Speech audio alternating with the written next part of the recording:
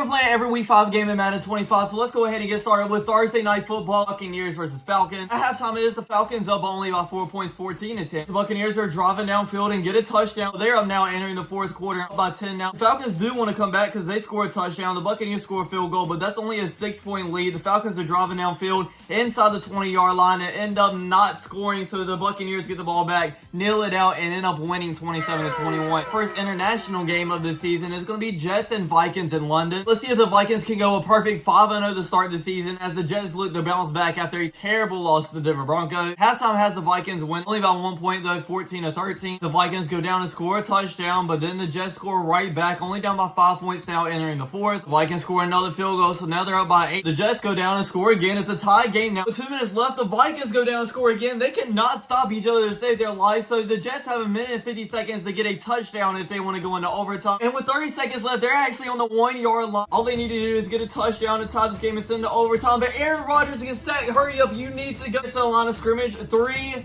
2, hikes the ball, looks around. He scrambles up the middle. No, he gets sacked. He gets hit from behind. So that is it. And the Vikings end up winning 31-24. Rodgers could have literally done anything except for take that sack on the first down. And that's exactly what he did. That sucks. Now the Jets fall to 2-3 after having so much hype around this team. Next up, we have a really good matchup, an AFC North rivalry in the Baltimore Ravens versus the Bengals. I know the Bengals started 0-3, but this game will be huge if they get the win here. At halftime, they are winning, but only by 3 points, 17-14. The Baltimore Ravens do score, but the Bengals score right back, so they're still up by 3. About 2 minutes left, the Bengals go down and score to take their lead up by 9, so now the Ravens have to score twice. They do score once, but they don't score again, and that's the game. Eagles end up winning 30-28. Have another divisional game in the Dolphins versus Patriots. This one, not too much excited for. Halftime, the Patriots are actually winning here, 17-7. Both of them score a field goal back and forth. Then the Dolphins score a touchdown, and another touchdown to be up by 4 points with about 2 minutes left here. They scoring a lot more points than I thought they would. The Patriots don't end up scoring again, so that is game the Dolphins win 24-20. In Jacksonville, we have the Jaguars versus the Indianapolis Colts. I know they suck in real life, but evidently they're not so bad in the game because they won last week, and here at halftime they're up by 2 touchdowns. Colts do score, but then the Jaguars score right back. They are blowing out the Colts here. I'm pretty sure they cannot come back from that. They can't. The Jaguars end up beating them 42-17. EA, you have to do something about having this team actually good in Madden because obviously they're not. So we have a game that would pretty much be one-sided if it wasn't real life, but hey, in Madden we obviously don't know. But it is the Washington Commanders versus the Browns. Washington Commanders are winning at halftime, but only by 3 points, 17-14. The Browns go down, score a touchdown, but so did the Commanders, so they're still up. The Browns go down and score again, so did the Commanders, so it's a tie game. 17 seconds left. The Commanders do allow the Browns go down in field goal range, and they run the ball to run the clock out a little bit, and they're going to kick the field goal here. It's up. It's good. The Browns end up winning 30-27. Next, we have the Bills and the Texans, and at halftime, the Bills are blowing the Texans out 24-7. I honestly thought that the Bills would win this game because the Texans haven't been looking like themselves from last year, but I thought it would have been a lot closer than this. And the Bills do end up winning 38-17. Next up, we were supposed to have the 2 first overall picks playing each other. Obviously, it didn't end up like that. It's my Carolina Panthers versus the Chicago Bears. Panthers are winning at half, only by 3 points. The Bears go down and score a touchdown, and then another one, so we might end up getting blown out here. And they score another one, and another one. Oh my god, how did we end up getting blown out? I thought we could have actually decently won this game, but we lose 35-17. We have an AFC West divisional game in the Raiders versus the Broncos. Very low scoring game at halftime. It's 6-6 to be exact. Broncos go down, score a touchdown in the third quarter, but so do the Raiders in the fourth. So we're tied 13-13 again with about a minute and a half left. We have to hop in this game to see if Bo Nix can take his team to a win. Nick takes the snap, looks deep downfield, and it's caught all the way to the 40-yard line. They're field goal range already with just 1 to play.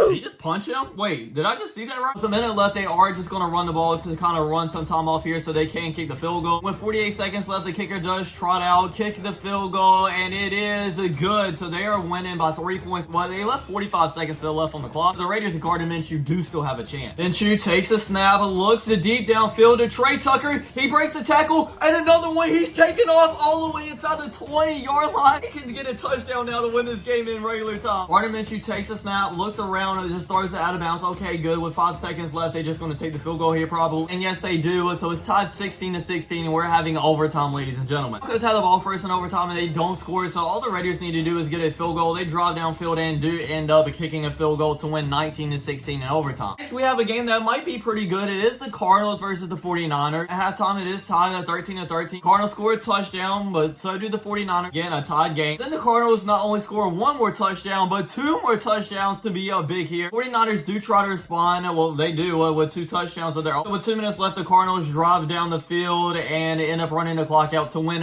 34-32. Then we have the Packers and Rams, and at halftime, the Packers are winning 20-17. Rams end up scoring at 10 points though in the third quarter, but the Packers score right back, so now it's a tie game with about 5 minutes left. The Packers score another touchdown, but so do the Rams, but I guess they missed the extra point, so they're still down by a point. The Packers go down, score a field goal. They're kind of going back and forth right now. The Rams score again, so they're up by 3 points with about a minute left. The Packers drive all the way inside the 10-yard line with 20 seconds left. If they score a touchdown right here, this is going to be game. Jordan Love looks to the end zone and just throws it out of bounds. There is a penalty on the field though. Oh, they roughed the passer, really, bro? So now it's going to be first and goal from the 3-yard line. Wait.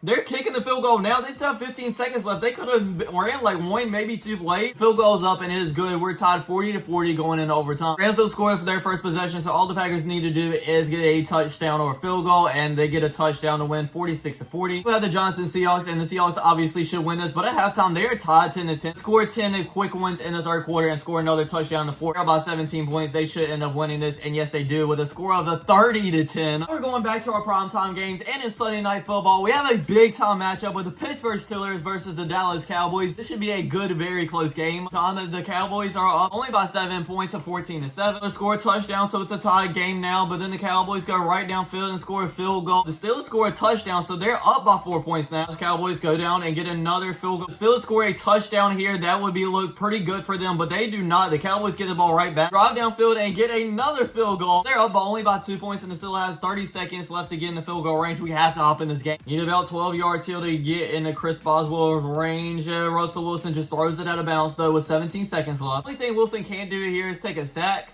runs out of the pocket, scrambles, Michael Parsons sacks him. Okay, well, like I said, that's the one thing you couldn't do, and you did it. So the time is going to run out, and the Cowboys end up winning 23-21. And sadly, our last game is going to be Monday Night Football, Saints versus Chiefs. And at halftime, the Saints are actually winning here 20-14. So are the Chiefs going to lose their first game? Maybe, we'll see. Saints go down and score a field goal. So they're up by 9 points here, but the Chiefs go down and score a field goal themselves. But then the Saints go down, score a touchdown. But then the Chiefs go down, score a field goal. Kind of just going back and forth here, but they are down by 7 points with 2 minutes left, and they are driving downfield inside the 20-yard line and do end up getting a touchdown to tie this game up with 50 seconds left. So we are going into overtime with this last game. The Saints had the ball first, but don't end up scoring a touchdown. All the Chiefs need to do is get a field goal, but they end up driving all the way downfield and getting a touchdown to win this game 37-31 and stay a perfect 5-0. But that's going to be it for this video, everybody. Thanks for watching. I really hope you enjoyed. Don't forget to like, comment, subscribe, and I'll see you guys all next time. Peace.